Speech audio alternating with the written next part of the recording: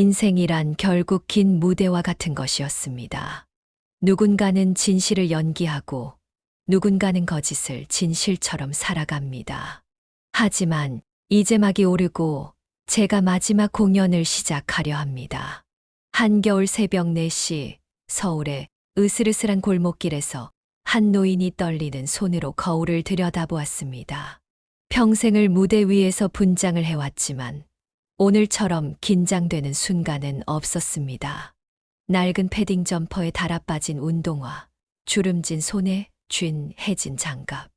하지만 그 허름한 차림 속에 감춰진 사람은 대한민국 예술계에 살아있는 전설, 전 국립발레단 수석 무용수이자 현 고문인 이미경이었습니다. 40년간 무용계의 정상에서 지젤과 백조의 호소를 완벽하게 해석해냈던 그녀의 눈빛은 지금도 한편의 발레처럼 우아하고 날카로웠습니다. 수천 번의 공연을 해오면서 그녀는 늘 완벽을 추구했습니다. 하지만 오늘은 달랐습니다. 그녀는 완벽한 실수를 연기해야 했습니다. 딸의 미래가 걸린 특별한 무대였기 때문입니다. 새벽녘 칼바람이 그녀의 하얀 머리칼을 흩날렸습니다.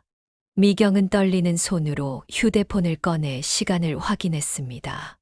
4시 30분, 그녀의 예비 사위가 로펌에서 나올 시간이 다가오고 있었습니다. 서울 최고의 로펌 대표 파트너 변호사 정태윤. 화려한 이력과 부드러운 미소를 가진 그는 언제나 완벽한 신사였습니다. 너무나도 완벽했기에 오히려 의심스러웠습니다. 딸의 평생이 걸린 문제입니다. 당신이 법정에서 보여주는 그 정의로움이 진정 당신의 본 모습인지 이 어미가 직접 확인해야만 해요. 미경은 무거운 폐지 수레를 끌며 로펌이 있는 강남의 고층 빌딩 뒷골목으로 향했습니다. 차가운 새벽 공기가 그녀의 뺨을 스쳤지만 그녀의 마음은 이상하게도 뜨거웠습니다. 석 달 전 딸 수아가 결혼을 이야기했을 때가 떠올랐습니다. 엄마, 태윤 오빠는 정말 특별해요. 서울대 법대 수석에 하버드 로스쿨을 나왔다는 게 중요한 게 아니에요. 그 사람의 마음이 얼마나 따뜻한지 엄마가 직접 만나보면 알게 될 거예요. 하지만 미경은 쉽게 마음을 열 수 없었습니다. 무용계의 정상에서 살아온 40년, 그녀는 화려한 스포트라이트 뒤에 숨겨진 인간의 추악한 이면을 수없이 보아왔기 때문입니다. 특히 30년 전 자신의 무용 인생이 절정에 달했을 때 겪었던 그 사건은 아직도 그녀의 가슴에 깊은 상처로 남아 있었습니다. 당신은 무대 위에서는 완벽하지만 현실에서는 너무 불완전해. 남편이 떠나기 전 마지막으로 남긴 말이었습니다. 그는 미경의 공연을 위해 모든 것을 바쳤다고 했지만 결국 젊은 무용수와 도망갔습니다. 그날 이후 미경은 무대 위의 완벽함이 얼마나 허상일 수 있는지 뼈저리게 깨달았습니다. 홀로 수아를 키우며 무용단의 프리마돈나로 살아온 세월, 그녀는 박수 소리 뒤에 숨겨진 아픔을 너무나 잘 알게 되었습니다. 어둠이 걷히기 시작하는 하늘 아래 미경은 자신의 마지막 무대로 걸어 들어갔습니다. 폐지를 줍는 손길에는 40년 무용 경력이 고스란히 묻어났습니다. 그녀는 자신의 딸이 선택한 남자가 진정 어떤 사람인지 확인하기 위해 이제 인생에서 가장 중요한 연기를 시작하려 했습니다. 이른 새벽 차가운 겨울바람이 강남의 고층 빌딩 사이를 휘감고 돌았습니다. 미경은 폐지 수레를 끌며 고급스러운 로펌 건물 앞에 자리를 잡았습니다. 그곳은 수많은 유명 기업들의 본사가 모여있는 서울의 심장부였습니다. 화려한 외벽의 건물들은 이른 새벽에도 불이 꺼지지 않았고 야근을 마치고 나오는 직장인들의 발걸음이 여기저기서 들려왔습니다. 미경은 폐지를 정리하는 척하며 주변을 살폈습니다. 40년간 무용수로 살아오며 다져진 그녀의 균형 감각은 지금도 완벽했습니다. 허리를 굽히고 절뚝거리는 동작 하나하나가 마치 무대 위의 안무처럼 자연스러웠습니다. 그녀의 눈은 로펌 건물의 출입구를 향해 있었습니다. 엄마, 태윤 오빠는 밤늦게까지 일하는 것 같아요. 사건을 맡으면 끝까지 책임지시는 분이거든요. 주아의 말이 떠올랐습니다.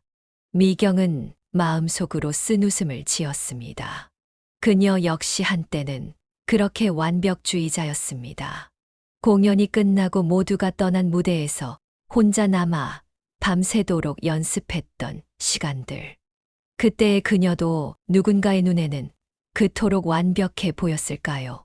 갑자기 로펌 건물의 유리문이 열렸습니다. 미경의 심장이 빠르게 뛰기 시작했습니다. 마치 무대에 오르기 직전의 그 떨림이 온몸을 휘감았습니다.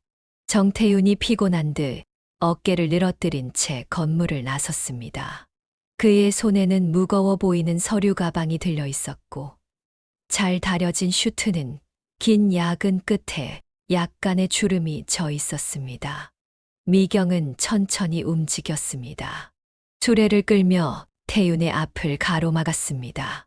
일부러 수레를 기울여 폐지 몇 장을 떨어뜨렸습니다. 아이고, 이 늙은이가. 떨리는 목소리로 중얼거리며 폐지를 주우려 허리를 굽혔습니다. 태윤은 걸음을 멈추었습니다. 그는 잠시 시계를 확인했습니다. 새벽 5시 15분. 분명 바쁜 일정이 있을 텐데. 그는 망설임 없이 서류 가방을 내려놓았습니다. 할머니, 제가 도와드리겠습니다. 그의 목소리는 피곤해 보이는 얼굴과 달리 따뜻했습니다. 미경은 그의 행동 하나하나를 주의 깊게 관찰했습니다. 태윤은 바닥에 떨어진 폐지를 정성스럽게 주워 담았습니다. 그의 고급스러운 정장이 차가운 바닥에 닿았지만 전혀 개의치 않는 듯했습니다. 할머니, 이 시간에 혼자 계시면 위험해요. 어디로 가시려고 하셨어요? 저기 재활용센터까지만 가면 되는데. 미경이 떨리는 목소리로 대답했습니다. 태윤은 다시 한번 시계를 보았습니다. 잠시 망설이는 듯했지만 곧 양복 재킷을 벗어 수레 위에 올려놓았습니다. 제가 같이 가드리겠습니다. 수레가 너무 무거워 보이네요. 그렇게 새벽의 서울 거리를 태윤은 폐지 수레를 밀며 걸었습니다. 미경은 그의 옆에서 절뚝이며 걸었습니다. 간간히 지나가는 차들이 그들을 스쳐 지나갔습니다. 고급 승용차를 타고 지나가는 사람들의 시선이 닿았지만 태윤은 전혀 신경 쓰지 않는 듯했습니다.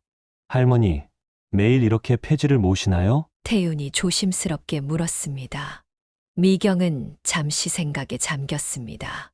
그녀는 이미 대본을 완벽하게 준비해 두었습니다. 나이 들어 할 수 있는 게 이것밖에 없지요. 손주 녀석 학원비라도 보태려면. 태윤의 발걸음이 잠시 멈추었습니다. 그의 눈빛이 깊어졌습니다. 제 할머니도 그러셨어요. 저희 집이 너무 가난해서 할머니께서 이렇게 폐지를 모셨거든요. 지금은 제가 모시고 있지만 그때 할머니의 마음을 이해하지 못했던 것 같아 늘 죄송합니다. 재활용센터까지는 아직 멀었습니다. 끝까지 함께 가시죠. 으스스한 새벽 공기를 가르며 태윤은 묵묵히 수레를 밀었고 미경은 그의 옆에서 절뚝이며 걸었습니다. 강남의 화려한 빌딩 숲을 벗어나 좁은 골목길로 접어들자 주변은 더욱 어두워졌습니다. 젊은 양반은 이런 시간에 왜 회사에 있었소? 미경이 힘없는 목소리로 물었습니다. 태윤은 잠시 걸음을 늦추며 대답했습니다. 노인학대 사건을 맡고 있어서요. 재판이 얼마 남지 않았거든요. 골목길을 돌아서는 순간이었습니다. 미경은 일부러 발을 헛디뎌 앞으로 고꾸라졌습니다.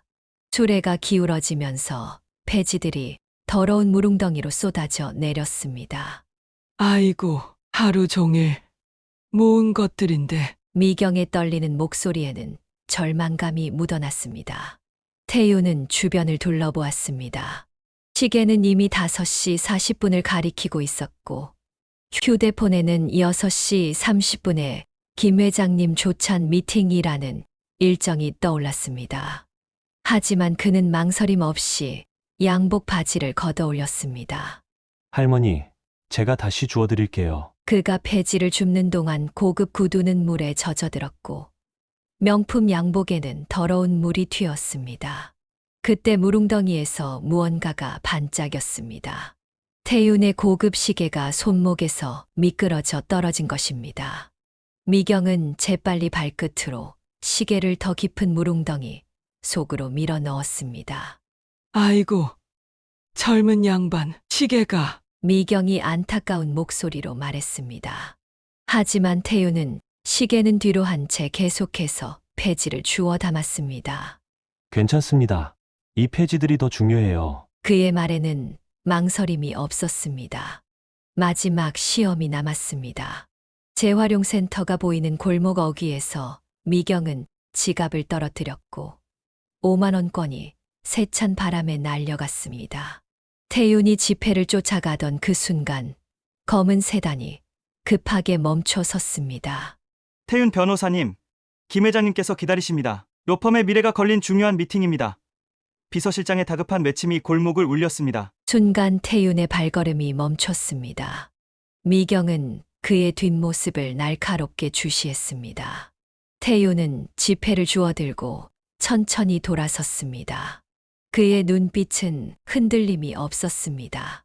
죄송하지만 지금은 이분이 더 중요합니다. 그는 미경에게 다가와 지폐를 건넸습니다. 할머니, 끝까지 함께 가겠습니다. 미경의 눈시울이 붉어졌습니다. 이번에는 연기가 아닌 진정한 감동이었습니다. 40년 무용수 생활에서 보지 못한 가장 아름다운 퍼포먼스가 지금 그녀의 눈앞에서 펼쳐지고 있었습니다. 다음 날 새벽, 미경은 또 다른 모습으로 변신했습니다. 이번에는 낡은 점퍼에 헌 운동화를 신은 노숙자의 모습이었습니다. 그녀가 향한 곳은 태윤이 일주일에 2번씩 자원봉사를 한다는 무료 법률 상담소였습니다. 이른 아침 상담소 문이 열리기도 전에 이미 여러 사람들이 줄을 서 있었습니다. 저는 어떻게 해야 할지 모르겠어요. 미경은 떨리는 목소리로 상담소를 찾은 사람들에게 말을 걸었습니다. 건물주가 갑자기 나가라고 하는데 20년을 살아온 집인데 진짜 노숙자들은 그녀를 동료처럼 대했고 자연스럽게 자리를 피해 주었습니다. 그렇게 1시간이 지났을까 태윤이 상담소에 도착했습니다. 어제 일로 피곤할 법도 한데 그의 표정은 밝았습니다. 안녕하세요, 여러분. 오늘도 이렇게 일찍 와주셔서 감사합니다. 그는 한 사람 한 사람의 얼굴을 바라보며 인사했습니다. 상담이 시작되고 미경의 차례가 되었습니다. 그녀는 일부러 복잡한 이야기를 늘어놓았습니다. 재개발 문제, 임대차 계약, 세입자 권리. 보통의 변호사라면 지루해할 만한 이야기였습니다. 하지만 태윤의 태도는 달랐습니다. 할머니, 천천히 설명해 주세요. 제가 끝까지 도와드리겠습니다. 그는 꼼꼼하게 메모를 하며 경청했습니다. 다른 내담자들이 기다리고 있었지만 결코 서두르지 않았습니다. 오히려 더 자세한 설명을 위해 관련 법률 조항을 찾아가며 차근차근 설명했습니다.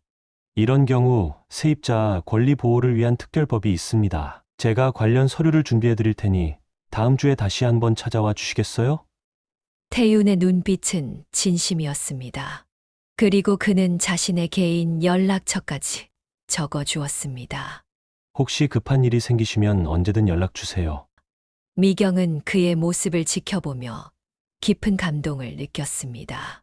하지만 아직 마지막 시험이 남아 있었습니다. 변호사님, 사례금이 없어서 그녀가 말을 꺼내자 태윤은 부드럽게 손을 저었습니다. 이곳은 무료 상담소입니다. 그리고 저는 돈 때문에 변호사가 된 것이 아니에요. 태윤이 다른 내담자들과 상담을 이어가는 동안 미경은 잠시 상담소 밖으로 나왔습니다. 그리고 멀리서 상담소를 지켜보았습니다. 태윤은 한 사람의 이야기에 진심으로 귀 기울였고 때로는 위로를, 때로는 용기를 전했습니다. 법적 조언을 넘어 진정한 상담자의 모습이었습니다. 점심 시간이 되었지만 태유는 자리를 뜨지 않았습니다. 도시락을 먹으며 계속해서 상담을 이어갔습니다. 그때 한 젊은 여성이 울면서 상담소를 찾았습니다. 가정폭력 피해자였습니다. 태유는 즉시 자신의 로펌 동료에게 전화를 걸어 긴급 보호 조치를 요청했고, 직접 여성 쉼터까지 동행하겠다고 했습니다. 오늘 오후에 중요한 재판이 있는데 동료 변호사의 말이 들려왔습니다. 하지만 태유는 단호했습니다. 재판은 미루면 되지만 이분의 안전은 미룰 수 없습니다. 미경은 그 모습을 지켜보며 자신의 눈을 의심했습니다. 수십 년간 무대에서 보아온 연기들 중에서도 이렇게 진실된 모습은 없었습니다. 그의 행동 하나하나가 자연스러웠고 진심이 묻어났습니다. 특히 그녀의 마음을 울린 것은 태윤이 내담자들을 대하는 태도였습니다. 그들의 허름한 옷차림이나 서툰 말투에 전혀 개의치 않았고 오히려 더 세심하게 설명하고 배려했습니다. 마치 자신의 가족을 대하듯 따뜻했습니다. 오후가 되어서야 미경은 상담소를 떠났습니다. 돌아서는 그녀의 발걸음이 가벼웠습니다. 이제 확신이 섰기 때문입니다. 그녀의 딸이 선택한 사람은 겉으로 보이는 화려한 이력 이상의 진정한 가치를 가진 사람이었습니다. 우아함과 진실이 만나는 순간은 참으로 아름답습니다. 오늘 저는 제 딸이 선택한 사람 속에서 그 두 가지를 모두 발견했답니다. 미경이 와인잔을 들어 올리며 말했습니다. 우아한 실크 원피스를 입은 그녀의 모습은 더 이상 폐지를 줍던 할머니가 아니었습니다. 태유는 고급 레스토랑의 차분한 조명 아래서 자신의 예비 장모가 될 사람을 바라보았습니다. 그의 눈앞에 있는 여인은 분명 며칠 전 만났던 그 할머니였습니다. 하지만 지금은 대한민국 최고의 발레리나이자 현 국립발레단 고문이었습니다. 그녀의 기품 있는 자태에서는 40년 무대 경험이 묻어났고 눈빛에서는 예술가의 섬세한 통찰력이 빛났습니다. 변호사님, 제가 당신을 시험했다는 사실에 놀라셨나요? 미경의 목소리는 더 이상 떨리지 않았습니다. 그날 새벽에 폐지 할머니도 법률상담소의 노숙자도 모두 저였어요. 우리 수아가 당신을 선택했을 때 이 어미의 마음은 참 복잡했거든요. 화려한 이력 뒤에 숨은 진짜 모습을 보고 싶었답니다. 태윤의 얼굴이 창백해졌습니다. 와인잔을 들었던 그의 손이 미세하게 떨렸습니다. 제가 정말 몰랐습니다. 어머님께서 이런 식으로. 하지만 미경은 부드럽게 손을 들어 그의 말을 막았습니다. 당신을 시험한 것은 인정해요. 하지만 그보다 더 놀라운 것을 보았답니다. 미경은 와인잔을 내려놓으며 지난 40년의 무용 인생을 떠올렸습니다.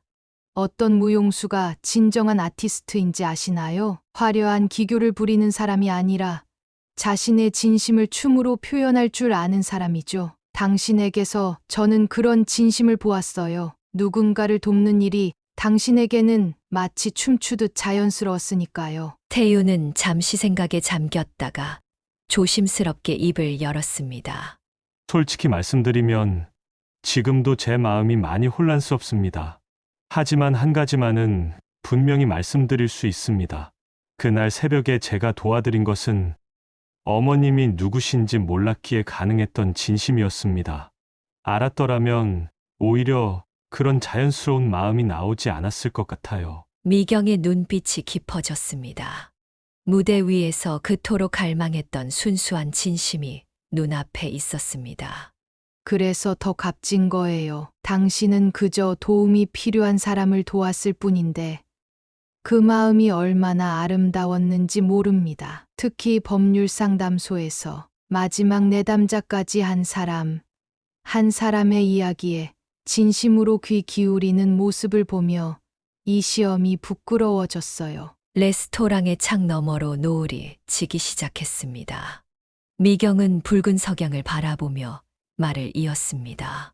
제가 무용단에서 은퇴할 때 많은 분들이 발레계의 태양이 져간다고 하셨어요. 하지만 저는 압니다. 진정한 예술은 무대 위의 화려함이 아니라 삶 속에 진실된 순간에 있다는 것을. 당신은 그 진실을 보여주셨어요. 태윤의 눈시울이 붉어졌습니다. 그때 레스토랑 문이 열리며 수아가 들어섰습니다. 그녀는 자신의 어머니와 약혼자가 마주 앉아 있는 모습을 보고 환하게 웃었습니다. 하지만 곧 두 사람의 묘한 분위기를 눈치챘습니다. 무슨 일 있으신 거예요? 수아의 목소리에 태윤과 미경은 동시에 고개를 돌렸습니다. 미경은 딸을 바라보며 따뜻한 미소를 지었습니다. 이제 우리 셋이서 이야기를 나눌 시간이구나. 내가 얼마나 좋은 사람을 선택했는지, 엄마가 어떻게 그걸 확인했는지.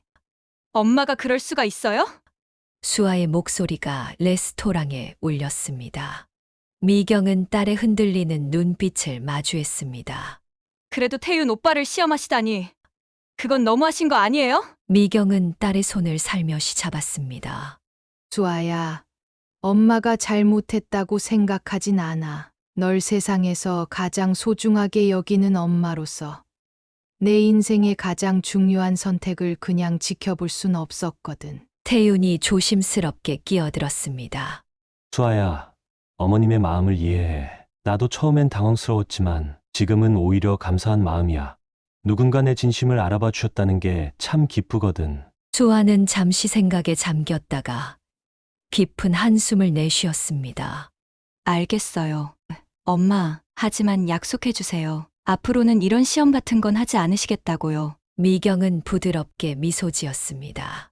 그럴 필요가 없지. 이제 난 완벽하게 확신하거든. 내가 선택한 사람이 얼마나 따뜻한 마음을 가진 사람인지. 그녀는 와인잔을 들어 올렸습니다. 자, 이제 우리 가족의 새로운 시작을 위해 건배할까요? 세 사람의 와인잔이 부딪히는 소리가 울렸습니다. 창 밖으로 보이는 서울의 밤하늘에는 별들이 하나둘 깨어나고 있었습니다. 마치 오늘의 이 순간을 축복하듯 그 별들은 유난히 반짝였습니다. 결혼식장의 웅장한 샹들리에 아래 미경은 무대보다 더 떨리는 마음으로 서 있었습니다. 오늘은 그녀의 딸 수아와 태윤의 결혼식. 하객들 앞에서 어머니의 축사를 해야 할 순간이었습니다. 40년간 무대에 섰지만 이토록 가슴 벅찬 순간은 없었습니다.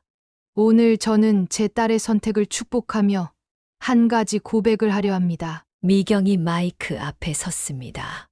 며칠 동안 저는 우리 태윤이를 시험했습니다. 폐지 할머니로 노숙자로 변장하고 하객들 사이에서 작은 탄성이 흘러나왔습니다.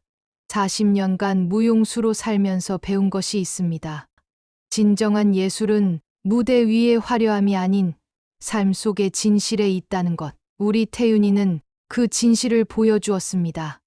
도움이 필요한 이들에게 자연스레 손을 내미는 모습에서 저는 이제껏 본 적 없는 가장 아름다운 무대를 보았습니다. 태윤과 수아는 서로의 손을 꼭 잡은 채 미경을 바라보았습니다.